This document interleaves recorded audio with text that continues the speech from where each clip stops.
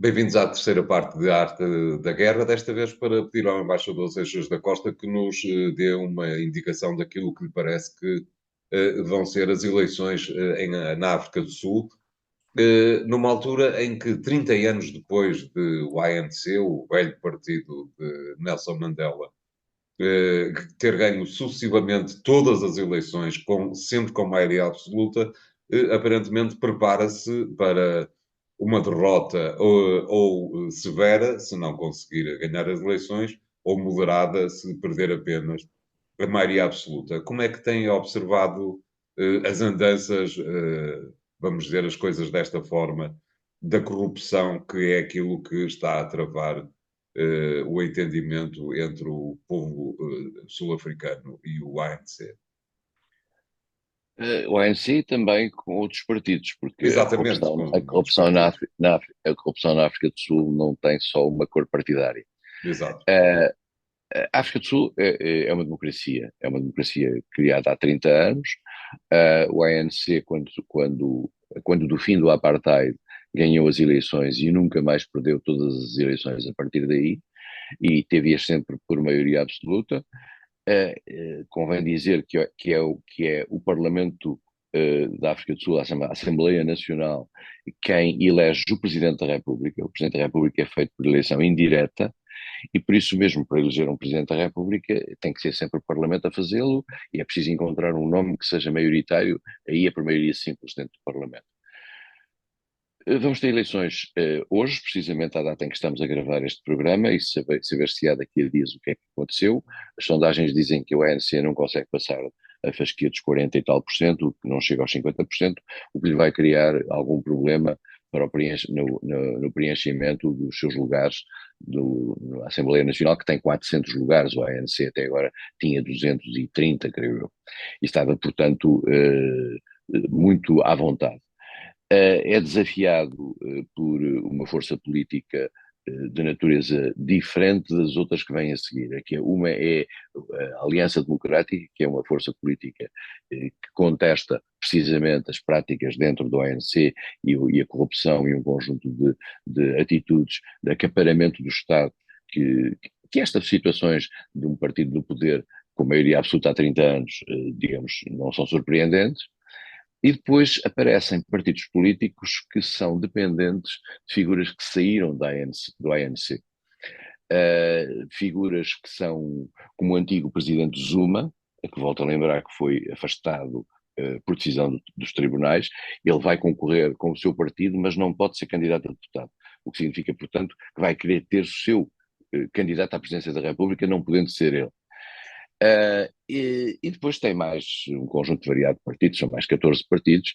De resto a saber se desses 14 partidos, numa hipótese do ANC não ter uma maioria, são capazes de se articularem em termos de poderem fazer um governo alternativo. Seria uma primeira situação, uma situação que daria alguma tensão, porquanto o ANC é ao mesmo tempo hoje dono da máquina política na África do Sul, e dificilmente dispensaria sair step aside. Esta coisa da democracia é toda muito bonita, mas estando um partido no poder consecutivamente há 30 anos, é capaz de ser um pouco difícil esse partido vergar-se às redas da democracia e passar à situação da oposição. Mas é isso que pode ter que acontecer.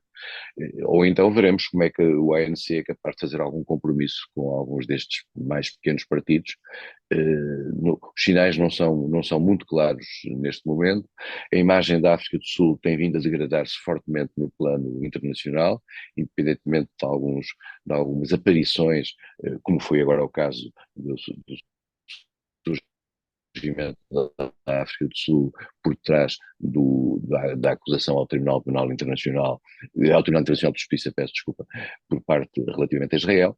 Mas a África do Sul é um país que tem uma importância grande, é um país de 62 milhões de pessoas. Estamos a falar de um país de 62 milhões de pessoas em que votam 20 e tal milhões de pessoas. É uma grande democracia nesse sentido, e é muito bom que isso continue a processar-se assim, porque nós damos-nos conta que alguns grandes países do mundo, e o maior é talvez neste quadro a Índia, são grandes democracias e ao mesmo tempo têm uns regimes com alguma algum duvidoso funcionamento democrático. Ora bem, a África do Sul era um país que tinha um funcionamento democrático relativamente estável.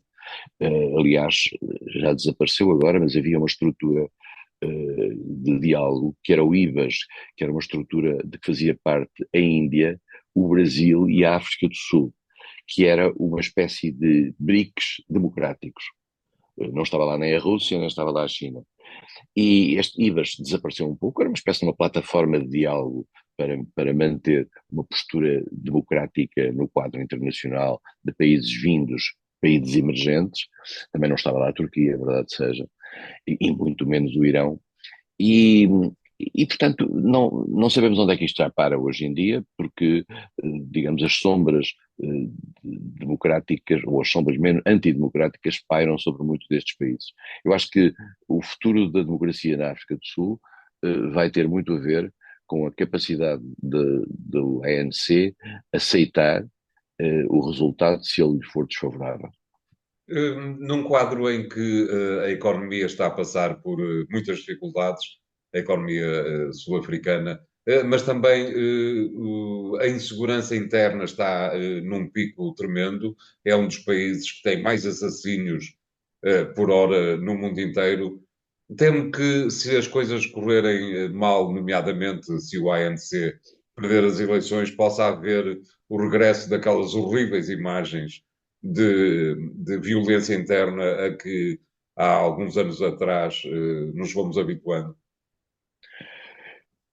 O risco existe, o risco existe. E a África do Sul, como o António diz, tem essa tradição, que aliás não é só dos tempos mais recentes.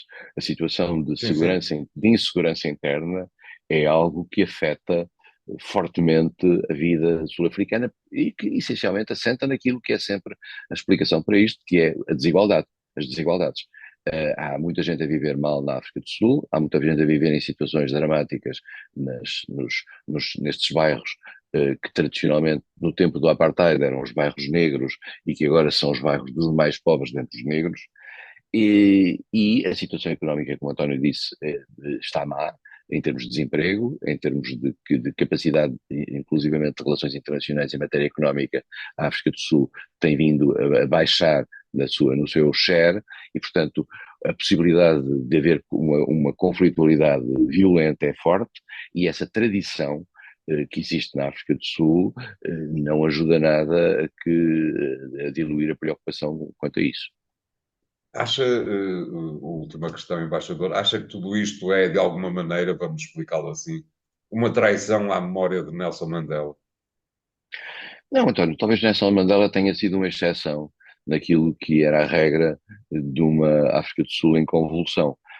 Nelson Mandela, com a sua autoridade moral, conseguiu, digamos, juntar todos aqueles que, no fundo, desprezavam o apartheid, e mesmo alguns que recuperados do próprio apartheid, enquanto foi vivo essa sua capacidade de junção dessas pessoas e de aceitação foi forte, até porque isso também projetou na altura a África do Sul no quadro internacional e todos reconheceram o papel que Mandela teve nisso, e, digamos, a capacidade de reconciliação que Mandela teve depois de passar 29 anos da sua vida em Robben Island, foi algo que claramente marcou e a sua própria autoridade. Uh, a desaparição de Mandela, depois de Mandela, nunca mais houve uma figura da altura de Mandela. Tivemos a seguir Thabo Mbeki, que teve também de sair do governo, depois tivemos um presidente transitório, depois tivemos Zuma, e agora temos Ramaphosa, que era um homem que vem do sindicalismo contra o apartheid, que teve um primeiro mandato, só pode fazer 2 mandatos, de acordo com a Constituição, é um pouco como a Constituição portuguesa, são 2 mandatos, 2 vezes 5 mandatos, mas Ramaphosa não é eleito diretamente, Ramaphosa é eleito pelo Parlamento e, portanto, é claro que o ANC vai apresentar Ramaphosa, resta saber é se consegue os votos necessários para o eleger. E, portanto, se não, vamos entrar num processo de uma nova África do Sul em matéria de candidatos presidenciais, com a necessidade disso ser comportado dentro do Parlamento, o que é sempre extremamente complexo. É mais um tema para seguirmos nas próximas semanas, com toda a certeza. Obrigado, embaixador. O programa fica hoje por aqui. Tem-no à disposição, como todos os outros, nos sites, em versão podcast, nos sites do Jornal Económico. Obrigado e até para a semana.